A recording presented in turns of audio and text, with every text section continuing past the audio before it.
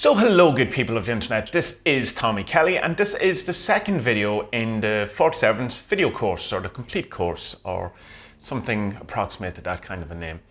In this one I just want to talk a bit about me, and the reason for that is that I just want people to understand where I'm coming from and my background, so that when they use the cards or they use the servants or they use the system, they kind of have an understanding of what I was trying to accomplish while doing it, and where my thoughts lie with it and where I come from, and the background that goes into it, all of those things. So I first got into spirituality, or kind of thinking about life, I would suppose, when I was an early teenager. And my auntie used to come over. She used to live in London, and she used to come over and she'd visit us a couple of times a year, and she was very much into Theosophy and Alice Bailey and stuff like that.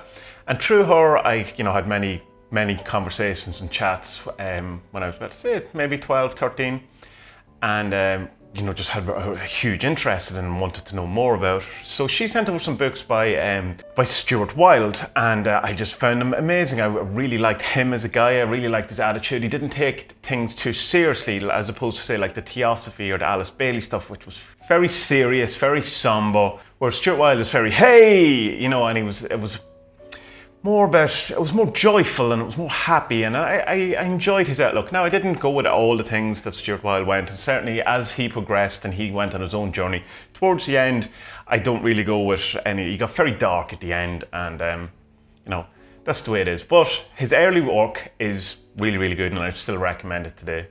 After that, I kind of got into people like Alan Watts, Christmas Humphreys, and the kind of Buddhist thoughts and Zen and stuff like that, and I found that very interesting, but again, had that stale kind of thing to it. It wasn't until years later that I actually heard Alan Watts, and it's a very different experience listening to Alan Watts than it is reading Alan Watts. At least it was for me, where he's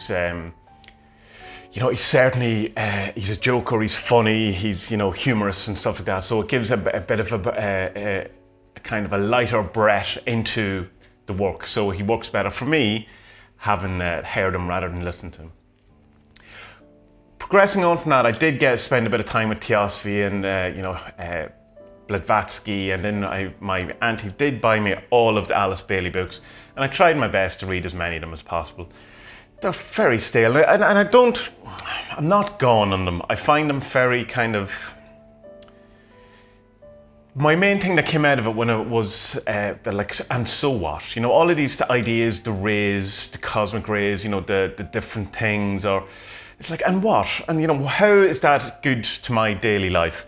And there's even bits in it where it's in, your daily life is inconsequential. And I was going, well, this isn't, whether it's all true or not, it's no help to me. This is absolutely not a practical thing to study or worry about, because it's all about other stuff that isn't about my life. So while I found it interesting on a theoretical kind of level, I never really found it useful. And that is the main thing I look for in a practice, is its usefulness. As Stuart Wilde says, there's no point in having these spiritual ideas unless you can, haul them down to the bank and, make some money off it or whatever. Not just about money, but, get some use out of it, something practical for it.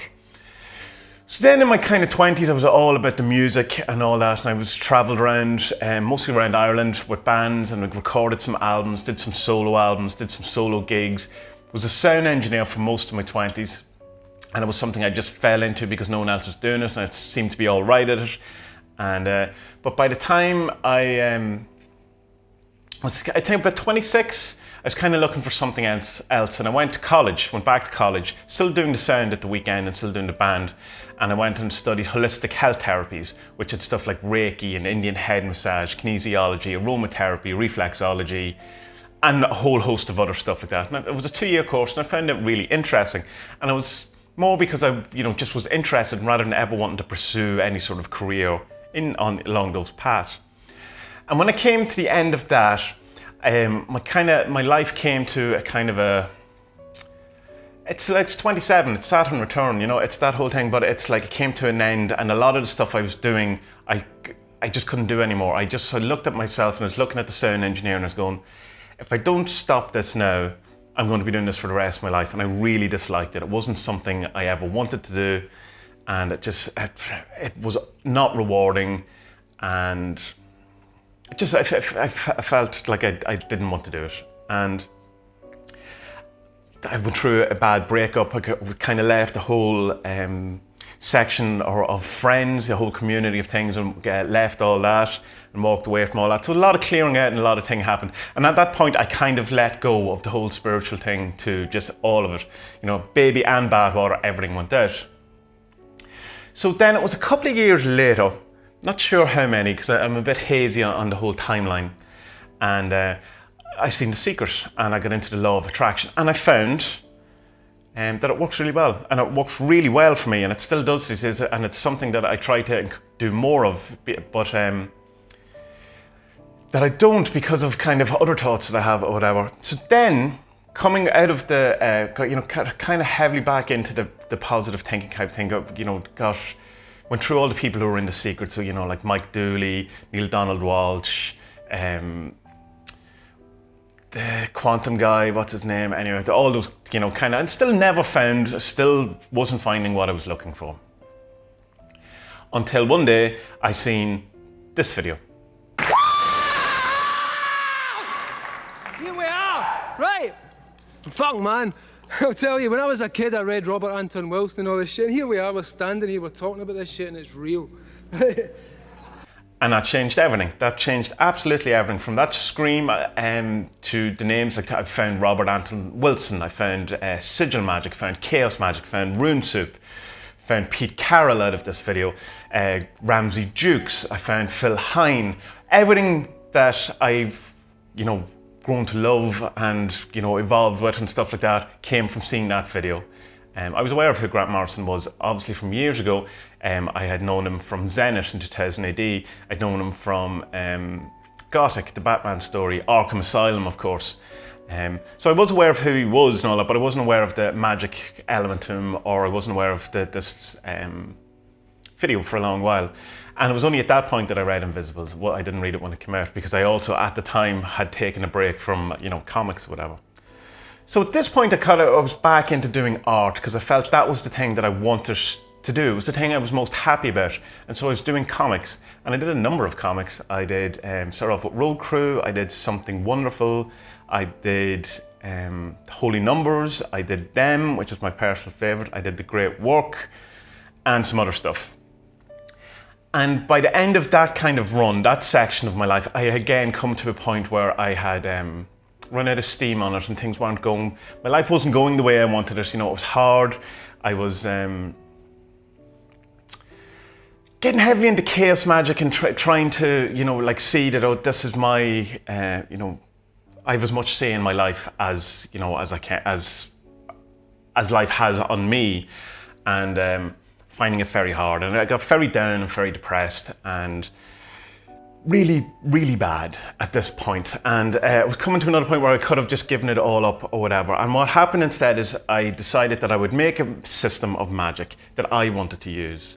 I had enough money to last me a couple of months, and then I knew I was going to have to go off and get a job, a real job, and all my plans of self-employment and being able to work from home or work for myself, all these things I knew just probably wasn't for me, and I would have to go out in and get the job, get the real job and all that. So I decided that for those last couple of months that I would do something, this thing, and it became the 40 Servants. So this was my last kind of throw the dice. This is the thing I felt I was doing. I would do this, and then my real life would start of 9-to-5s, drudgery until I died. And that's totally how I felt. I felt very defeated, very deflated, very life happening to me rather than having any say in it whatsoever. I had all this stuff from Chaos Magic, which seemed great, but didn't seem to be working. So as I went through the 40 Servants and they came out, and I expected when I released them that maybe 5, 6, 10 people would be interested, and after 2 weeks, no one would care anymore. In the same way that when I, spent a year on the Holy Numbers, and then no one really cared at the end. Like, not no one, but not enough to ever sustain you or to reward you in any sort of way for the amount of effort that was put into it. So then the 40 Servants did take off, and instantly people did like it, and it was kind of a bit of a rush too, because I put together this PDF of explaining it, and it was like very rushed. I wrote it in 2 weeks, and it was full of mistakes, full of, you know, badly phrased things and all that. So I was kind of, because I was expecting these 10 people to be interested in it. In fact, I wasn't even going to write that PDF because I didn't expect anyone to be in it. So then I had to rewrite all that, and that took a while, and it came out as the Grimoire of the 47, which came out on Amazon there recently.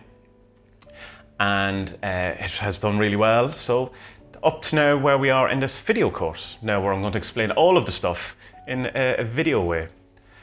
And the big question, I suppose, is what changed? Why did the 47s take off, and why, you know, all the other stuff didn't? And I think it's just the time was right, the timing was right, but there's also an awful lot of I changed and my outlook changed, and I tried to take more control over myself, using the kind of the springboard of the 47s as, you know, as the catalyst for change in my life.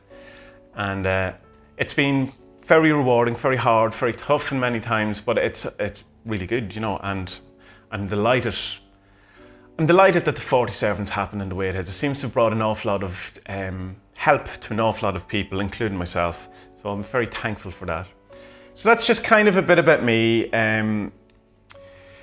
Just so you know where I'm come from, just, you know, to know that the 47s was originally just going to be for me, that I thought it would just be a handful of people who'd be interested. And so some of the stuff in the 47s is just from my outlook. It's like the Colonel is a female because I'm, you know, heterosexual.